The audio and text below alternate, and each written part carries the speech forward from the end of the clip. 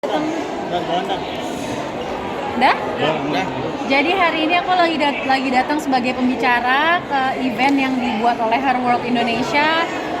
Nama eventnya Women Leadership Conference, dan aku jadi salah satu pembicara yang membahas soal rasa kesepian di tengah era digital yang seharusnya semua orang merasa dan semakin menjadi connect dengan satu sama lain. Topiknya itu. Nah, sekarang kan kamu lebih sering menjadi public speaker. Emang kamu lagi menjalani proses itu seperti apa sih?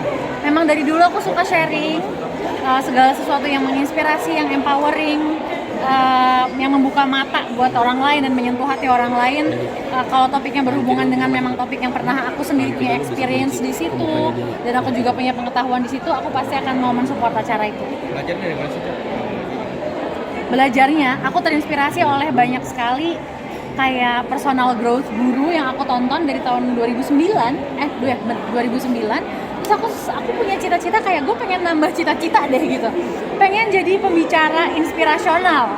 Dan yang alhamdulillahnya adalah itu bisa terjadi, dan hari ini teman-teman bisa ngeliat aku sering datang ke acara-acara untuk memberi motivasi, memberi penguatan, memberi inspirasi yang mudah-mudahan bisa menyentuh hati penontonnya. Nah, menariknya di pembicaraan hari ini kalian sendiri sharingnya tentang masalahnya lebih ke apa sih?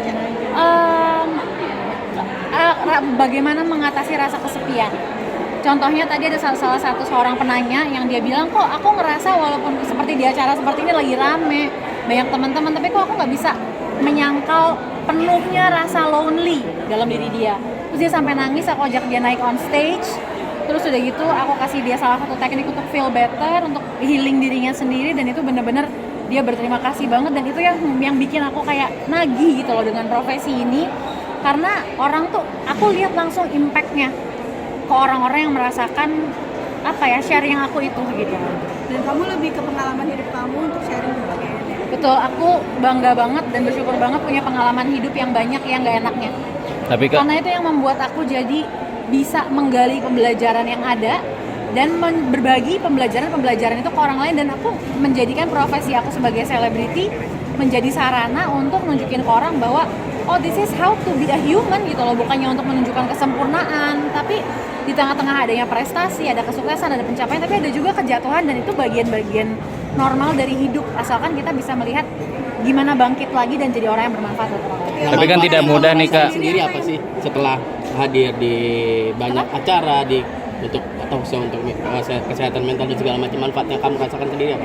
Manfaat yang aku rasakan adalah aku seperti menjalankan misi hidup aku. Jadi gini, ada satu yang pengen aku cerita. Kemarin kan aku habis retreat dari Amrik, dan di sana itu aku ada sesi meditasi yang dimana aku dapat terinspirasi, aku dapat kayak ada pikiran yang kuat, keras banget suaranya, bukan suara ya, tapi kayak pikiran gitu, ngomong gini, Nabi Musa, aku disuruh belajar, nggak tahu itu datangnya dari mana, kayak kata hati gitu loh, ngerti kan, kayak suka tiba-tiba muncul di setengah-tengah sesi meditasi retreat itu, bilang belajar lebih banyak tentang perjalanan hidup Nabi Musa.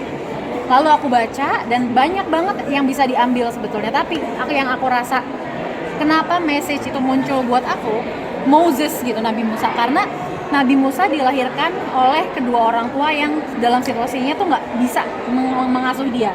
Seperti yang aku rasakan oleh kedua orang tuaku yang belum siap, masih muda banget ketika melahirkan aku, sampai aku sempat ngerasa kayak aku nih unwanted ya, aku anak yang tidak diinginkan. Itu satu, aku merasa nyambung, walaupun kenyataannya aku nggak seperti itu ya, aku diinginkan. Tapi yang lebih nyambung lagi adalah ketika Nabi Musa menjalani hidupnya, dia itu tumbuh dewasa di sebuah desa di mana dia sesungguhnya seorang pangeran, tapi dia nggak tahu dia pangeran, dia nggak tahu dia anak dari raja.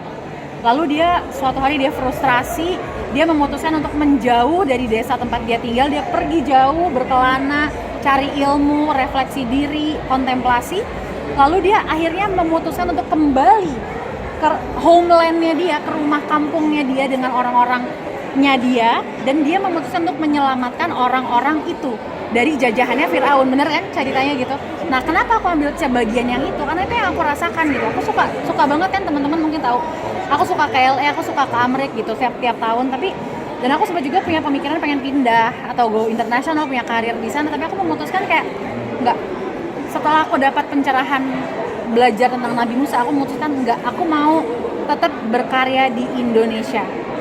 Karena aku sayang sama orang-orang di sini, aku nggak mau lagi ada anak muda seperti aku dulu, waktu aku punya masalah dengan mental health aku, nangis sendirian, ngerasa tersesat, nggak bisa ada temen yang bisa diajak ngobrol, diomongin jelek-jelek sama orang-orang. Aku nggak mau lagi itu ada, aku mau jadi salah satu kurir yang punya pesan yang bisa menolong dan menguatkan hati orang-orang yang sedang ngerasa bingung dan sendirian. Cak, Berarti secara nggak langsung masalah Mina sendiri tuh apa sih yang kamu lakukan di dalam kamu sendiri gitu? Dirasakan kalau memang aku perlu nangis, ya aku biarkan air mata itu keluar. Aku ngerasa tiap tetes air mata punya makna, nggak akan ada air mata yang sia-sia. Cara mengendalikannya sendiri dari diri kamu sendiri apa? Kalau kita semakin membiarkan rasa itu muncul walaupun nggak nyaman, kita semakin tidak perlu lagi mengendalikan karena sudah terasa secara otomatis akan terkendali. Ya, berarti sekarang saat ini kamu lebih memperdalam juga ya untuk belajar religion tentang Iya, religion. spiritual selalu Biar aku sangat terdalam. Aku nggak pernah jauh dari spiritualitas aku, sama sekali nggak pernah. komunikasi dengan Apapun itu God, artinya. komunikasi dengan Tuhan juga semakin dalam lagi. Selalu dekat. Aku ngerasa di momen-momen aku paling melos, aku paling sendirian, Tuhan nggak pernah, Allah nggak pernah melepas tangannya dari aku. Cak, Aku yakin momen itu. inspirasi kamu sendiri siapa sih, Cak? Momen experience. Momen inspirasi kamu sendiri.